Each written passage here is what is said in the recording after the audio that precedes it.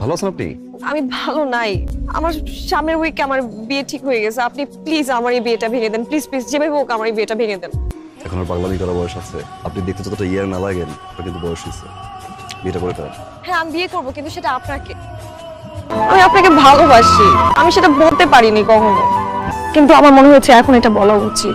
আমি আপনাকে ছাড়া অন্য কোথাও বিয়ে করতে পারবো না। আপনি যেভাবে হোক এই বিয়েটা ভেঙে দেন না প্লিজ। আপনি যেভাবে হোক এই বিয়েটা ভাঙেন। সম্ভব না। সম্ভব না মানে? আমি জানি আপনি আমাকে ভালোবাসেন।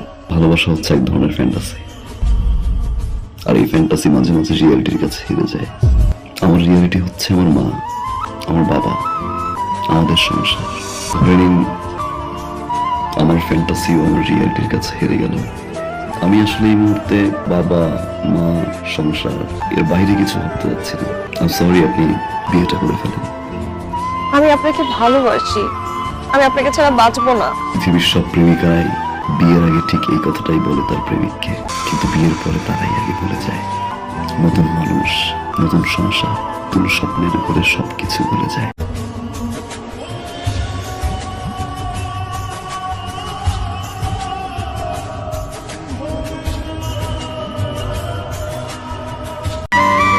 কেমন আছেন?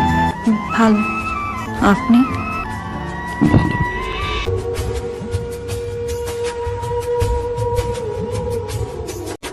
এটা রাখো ভাইয়া। এটা কি?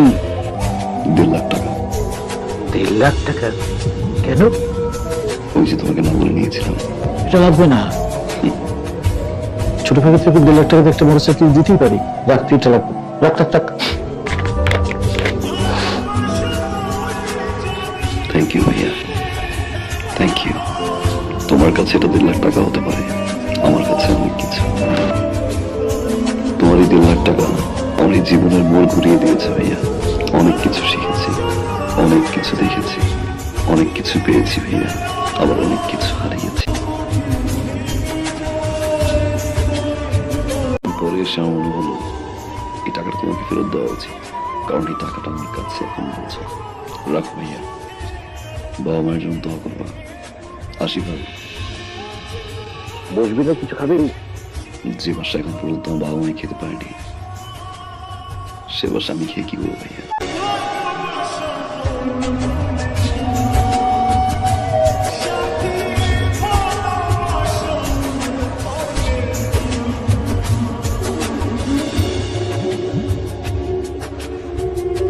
মা, আগামী 15 তারিখে আমাদের ফ্লাইট। আলহামদুলিল্লাহ আমরা হজে যাচ্ছি। আলহামদুলিল্লাহ। কিন্তু বাবা, একটা দেনা ছিল তো। দিয়ে আসছি, যার টাকা তার হাতে পৌঁছে দিয়ে আসছি। খুব ভালো করেছিস বাবা। হজ থেকে এসে ইনশাআল্লাহ বাবাকে নিয়ে সিঙ্গাপুর চলে যাবো।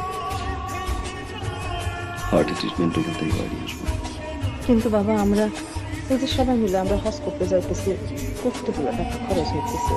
তারপর তুই দেনাটাও শোধ করলি। মানে দেশের মধ্যে একটা ভালো ডাক্তার দেখাইলে ভালো হতো না?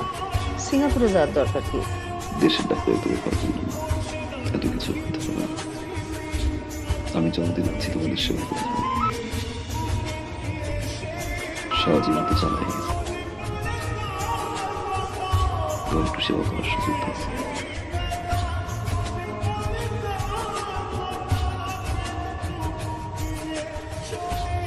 আমার বাবা, আল্লাহ তোর মাথায় রাখুক বাবা।